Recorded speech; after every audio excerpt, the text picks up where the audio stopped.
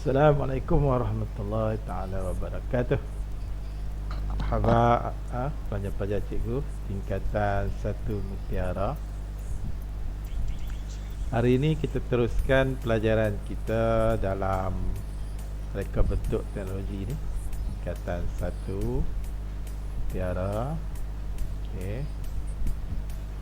Dengan kita membuat ulang kaji.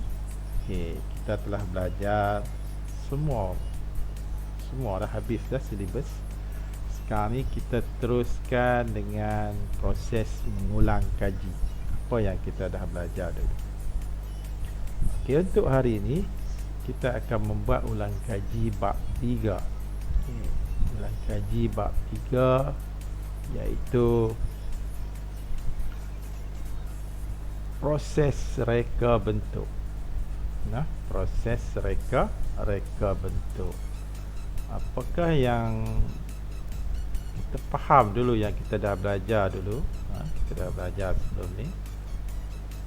Okey, kita dah belajar sebelum ni. Proses reka bentuk. Apakah yang dimaksudkan dengan proses reka bentuk?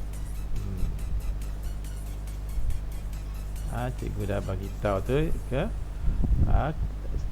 Yang penting tu satu soalan yang ada dalam sebelah cikgu tertarik dengan sebelah buku teks sebelah kanan tu, jom fikir mengapa teknologi pertubuhan pembit sentiasa berubah-ubah. Bagaimanakah pihak pengelola mendapat maklumat tentang style dan jenis permintaan pembit yang menjadi permintaan dalam pasaran. Ni. Yang ini, kalau kamu baca pernyataan ni, dia merangkumi keseluruhan proses reka bentuk.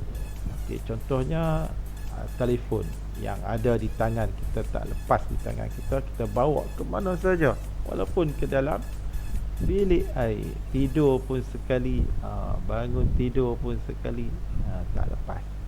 Jadi ini merupakan satu bentuk keperluan yang berpada-pada lah. Kita tak bolehlah ikut hati kita sangat. Okey, kita kena berpada-pada menggunakan teknologi yang ada untuk kebaikan. Okey, kalau kita tengok perkembangan telefon ni agak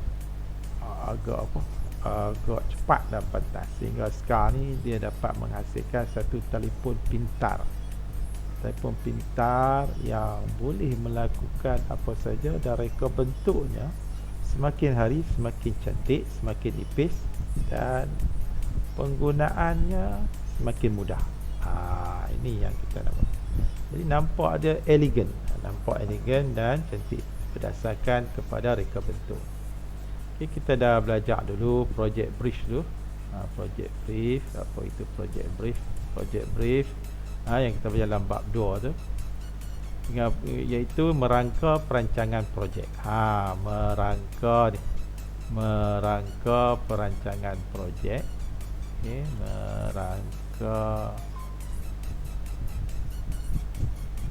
Okey, merangka perancangan.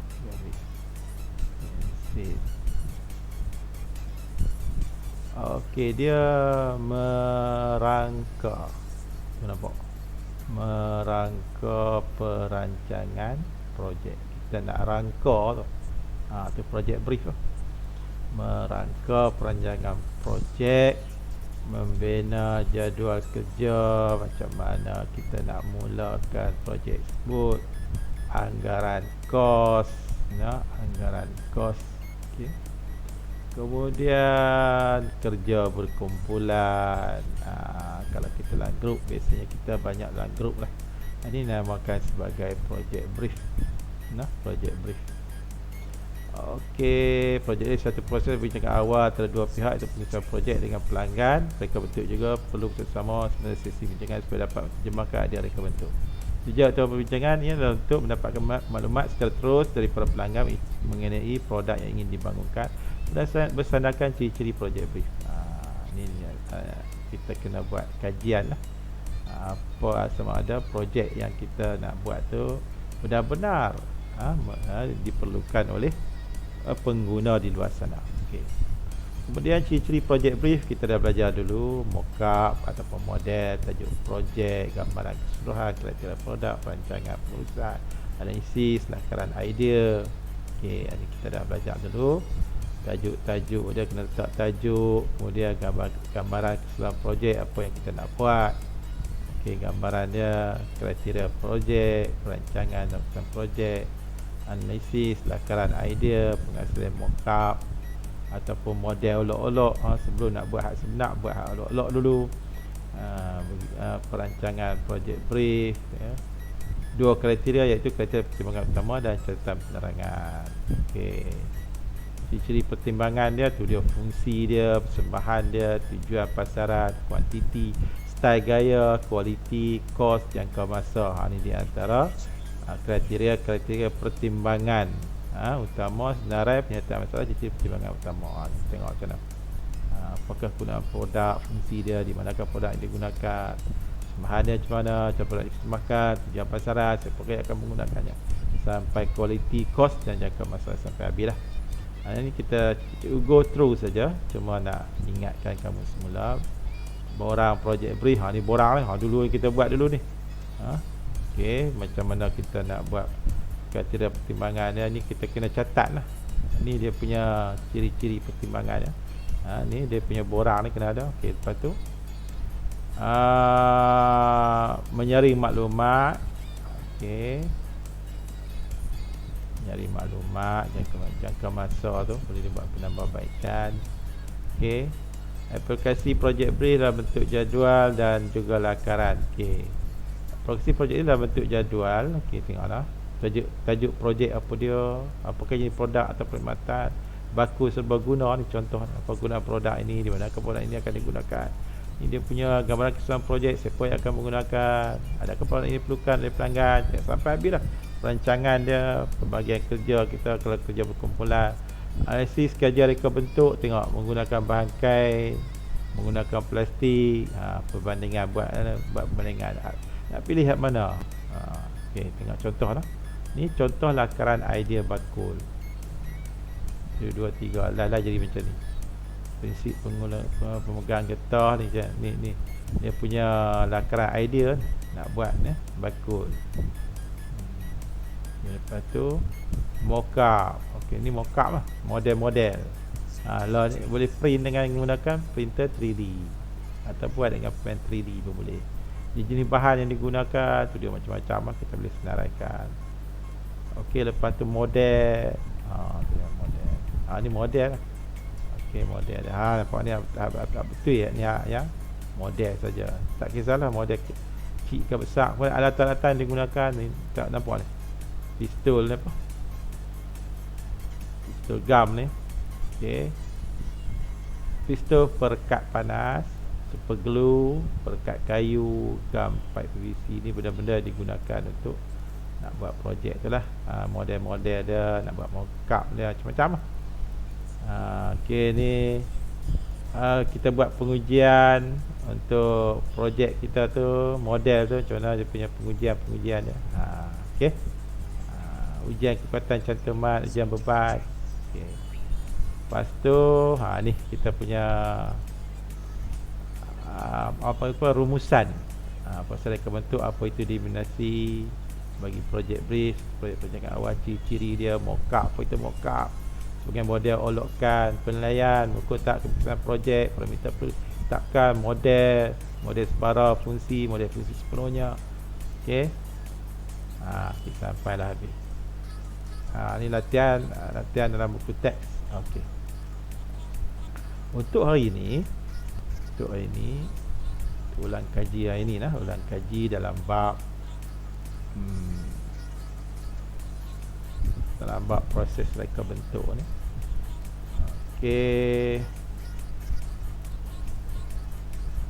Cikgu bagi kerja untuk kamu jawab. Okey, dalam Google Form. Dalam Google Form cikgu bagi ni, link ni cikgu dah bagi dah. Okey, dalam tu cikgu dah bagi tahu tingkatan 1 mutiara buat latihan bab 3 proses reka bentuk dalam buku kerja bermula daripada muka surat 29 hingga 31. Snap dan upload di ruangan add file di bawah. Kamu tulis nama kamu lah. Inilah nama kamu tu. Okey. Dalam Google Form tu. Dalam Google Form kamu tulis nama. Kat tingkatan 1 tulis nama kamu lah. Okey, klik tingkatan kamu 1 Mutiara. Okey, ni aku jawab dah ni. Jawab latihan. Latihan. Klik latihan. Lepas tu kamu add file. Okey, add file. Kamu tangkap gambar tu. Tangkap gambar di muka surat. Muka surat apa?